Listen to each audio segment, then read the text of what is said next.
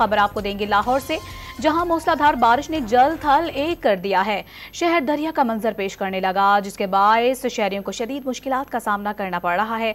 मजीद क्या सूरत हाल है, जानेंगे डॉन न्यूज के नुमाइंदे मोहम्मद तैमूर से, जो कि इस वक्त कज़ाफी स्टेडियम के बाहर मौजूद हैं। जी तैमूर, बताएगा क्या मनाजिर देख रहे हैं, क्या सूरत हाल है इलाके की?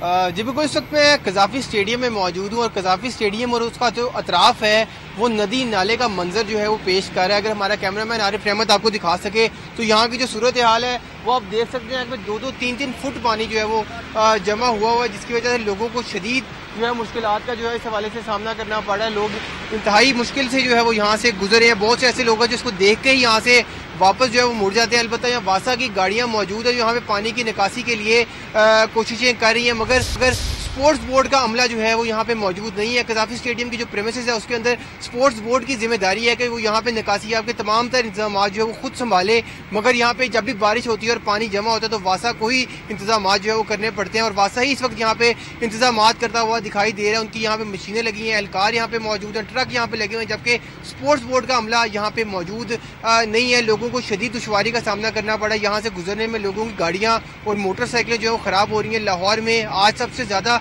जो बारिश है वो लक्ष्मी चौक में जो है रिकॉर्ड की गई है। महकमा मौसमियात का बताना यह है कि आज लाहौर में अगले 24 घंटों के दौरान हल्की और तेज बारिश का जो सिलसिला है वो लाहौर में जारी रहेगा।